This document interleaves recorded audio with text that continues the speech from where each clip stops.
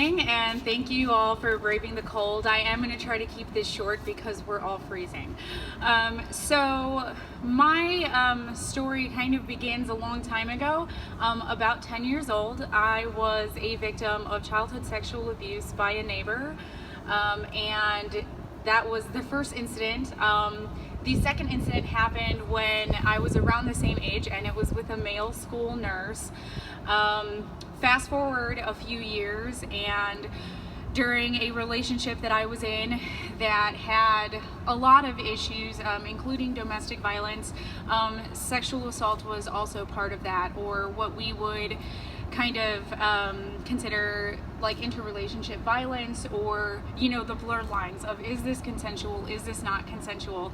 And I really feel that first of all, I'm very new at sharing my own story. I've done advocacy for a long time and kind of have kept my story in the background, but I think that the more I think about it, the value in my story is response, and the response that we give to victims who are coming forward to let us know that something has happened, whether they're kids, whether they're adolescents, whether they're adults.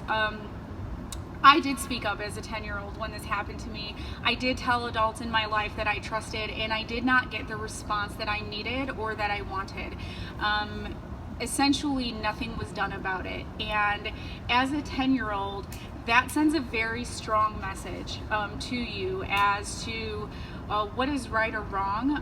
It creates a lot of doubt as to, did you do something to cause this? Because if it's really bad as a kid, you expect something to happen to these people, and I think you expect the same thing at any age. And so we really need, whether it's a university setting, a professional setting, when people come to us, we have to believe them. We have to believe their story first and foremost. And I think as a victim advocate, the one thing that I find people need the most, even whether it's the immediate aftermath or whether it's years later, is for somebody to look at them and say the words, I believe you. I believe what you're saying. It's not your fault. I don't care, what you were wearing. I don't care what you were doing. I don't care if you made a series of bad decisions. You should not expect that to end in a sexual assault or sexual harassment or anything of that nature. And we really have to stand up and support our victims. Whether or not they get the outcome they want in their cases, it is imperative that we let them know that we believe them, because if we don't, all we're doing is shaping who they are as human beings. I know that for me, as a child, getting that response, I remember not being very angry with the neighbor who did that, and having an adult in my life tell me when I guess showed or illustrated my anger towards him, saying, you can't be like that. You can't be like that to somebody. And the message that sent to me as a kid is that no matter what people did to me, I couldn't be mean to them. I couldn't, be rude, because I was a kid and I had to show respect to my elders, and that sent the completely wrong message. And I don't know how many times I've heard, people say, especially in abusive relationships that do a lot of times contain sexual violence and sexual assault, well, why doesn't she leave, or why isn't she smarter than that? And it really doesn't have anything to do with that, because the question we should be asking is, why does he or she do that? Why are they doing that to this person? Not why doesn't he or she leave? And that is the question that we have to answer, and we have to support those people in their journeys, because it's not always easy to leave. And in my position at the time, I was somewhere for work, and I couldn't just pick up and leave. So it was a very difficult decision, because I wanted to and I couldn't, and I needed people to support me in that, and they weren't there. And then I found a great group of people like Umkc, who I wish would have been around before.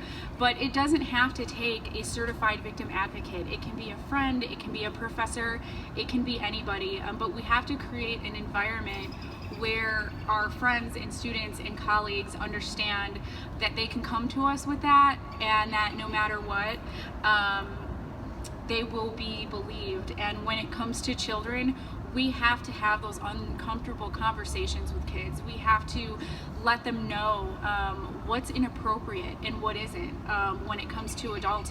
We have to, in my personal opinion, stop forcing kids to hug people they don't want to hug, to allow people into their personal space that they don't want to allow in their personal space, because when we do that, and a lot of us have grown up like that, it's rude if you're a kid and you don't hug an adult, you know, or a family member that wants to hug you, and it sends a message that their personal space is not their own, and their decisions about who enters their personal space is not their own.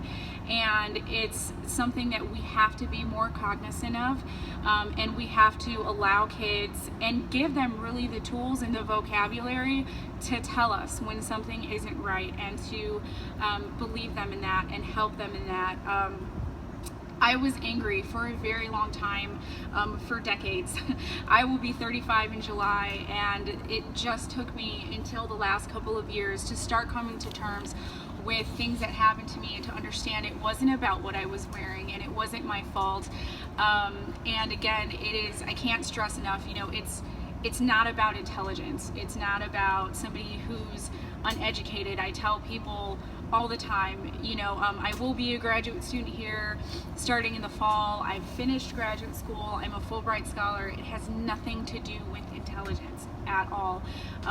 It is something that is ingrained in you from a very young age, and we can't make people feel badly about that. We can't make people feel stupid for staying in relationships that they shouldn't be in. We have to support people at their neediest points, even if they're making decisions that we don't agree with at the time. So I think that days like this are extremely important, not only for the student body, but for our administrators. So I don't personally have kids, but I have a niece and nephew, and I know that as an adult, I can be that person for them that lets them know no matter what, you can always come to me. So whether it's kids in your life, which because of my own personal story, I feel that reaching out to kids is very important, but again, at any age, we have to create an environment where it's not acceptable, and where zero tolerance is not just a phrase or a word that we use to sound good, but that we really are creating an environment of zero tolerance, and we're disrupting the continuum of harm that we see not only on campuses, but in professional places everywhere. So with that, I will let everybody warm up, and I thank you all for coming out here and freezing.